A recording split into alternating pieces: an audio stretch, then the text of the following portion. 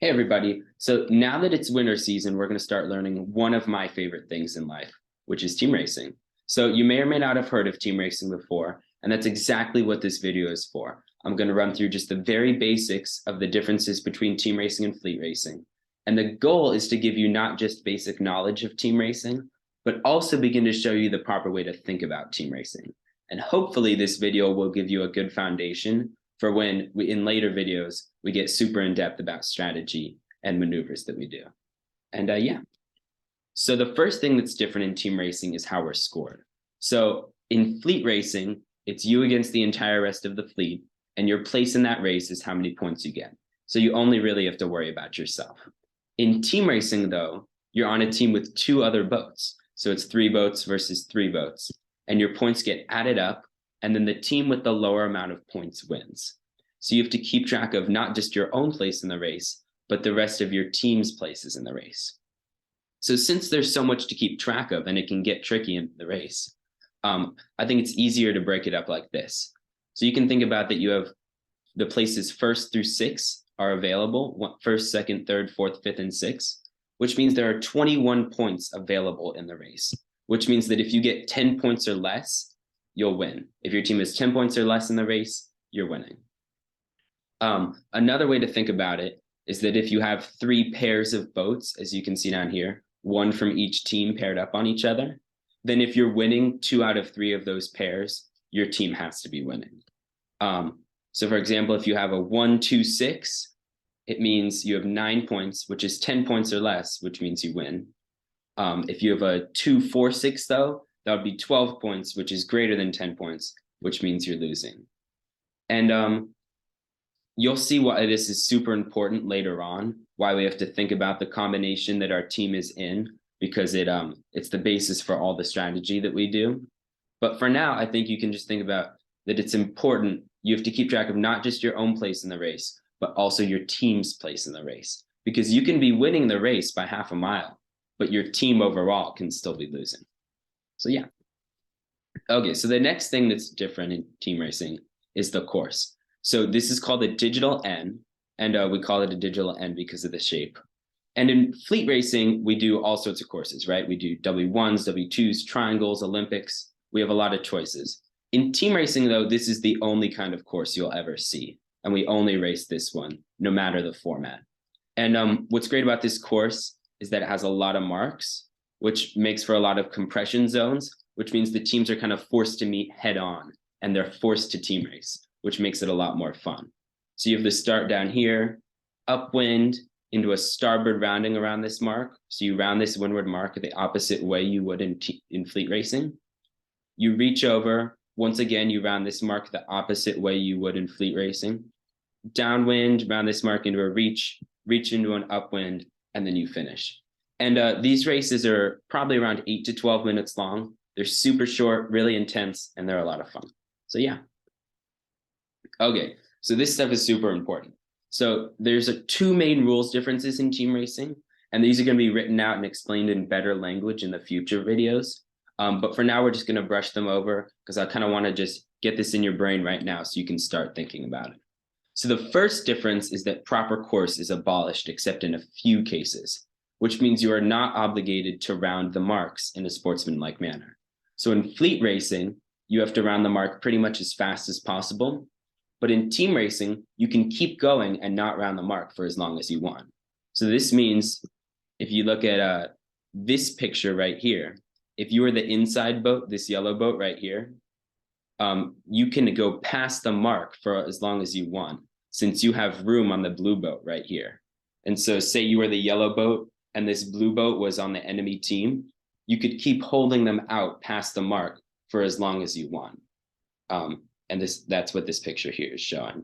This picture here to the left is fleet racing, where if you're the yellow boat and you have inside room on the blue boat, you do have to round the mark as fast as possible. So that's the first major difference. Proper course is abolished. You don't have to round the mark as fast as possible. The second major difference is that hunting is allowed at the start. So this just really allows us to control the enemy team a lot more than we would in fleet racing. And it allows for teams to go head on at the start a lot more. And what this means, though, is that if you're a starboard tack boat, you're allowed to alter your course and head out a port tack boat so that the port tack boat has to either jibe, tack, or avoid you.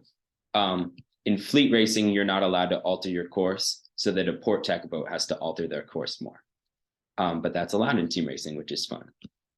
And what does this mean? So we'll talk about what is this actually allows us to do in later videos. But for now, just know that this is super important because these two rule changes, especially the first one, actually allow and lay a foundation for a lot of the maneuvers and strategies that we do in team racing. And without them, team racing really wouldn't be possible. So they're super important. We're going to get into them way more in the later videos. But for now, I just wanted you guys to start thinking about that. Okay, so with these two rules changes, we can start thinking about some mindset changes as well. So the first thing we think about is that the rules are a sword, not just a shield. So in fleet racing, our goal is to just make it around the course, not protest other boats, not get protested by other boats, really avoid the protest room altogether if possible. So we use the rules as a shield. We just want to protect ourselves from other boats. In team racing, though, the rules are a sword. We can use them to attack the other team by manipulating them, controlling them, drawing fouls if possible to protest them. And so we can be way more aggressive than we are in fleet racing. Because in fleet racing, even if you don't win the race, you can still get second or third, still do good in the race, and then come back later in the regatta. In team racing, though, it's an either win or lose situation. You either beat the other team or you lose against the other team. So you have to be way more aggressive against the other team because there's really only two options. Because your only goal in the race is to beat the enemy team. And then the last thing is you do have to find a balance with that.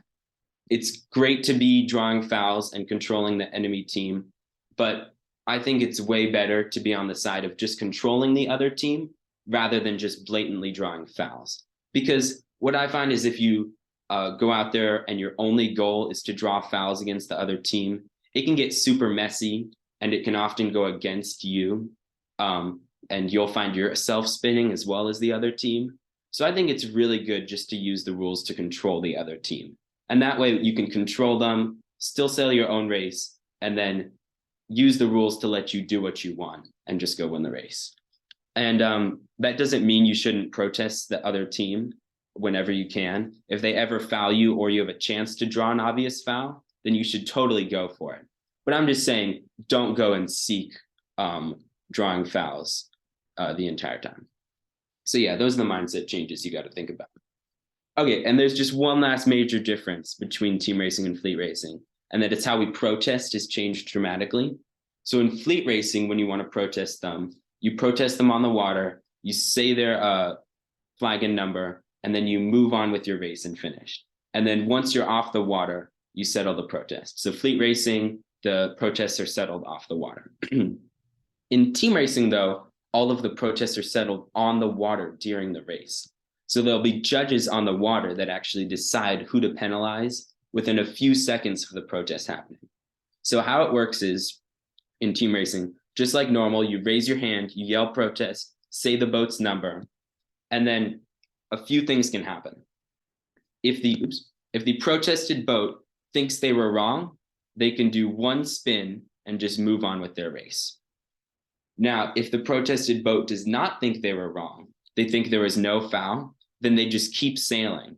And what will happen is the judge boats that are on the water watching will see that boat not spin, and they'll decide either to raise a green flag, which means the judges think there was no foul, in which case everyone can just keep sailing, or they'll raise a red flag and point it at whichever boat they think they should penalize, in which case that boat will do 2 spins. So if you get red flagged by a judge, it's 2 spins. And that's how protesting works. So just to recap, if you're protested, you have the chance to do 1 spin and just admit that you were wrong, or you can just keep sailing and then the judges will decide either to penalize you with 2 spins, penalize the other boat with 2 spins, or wave a green flag, in which case there was no foul. And yeah, that's how that works. So yeah, that's all for now.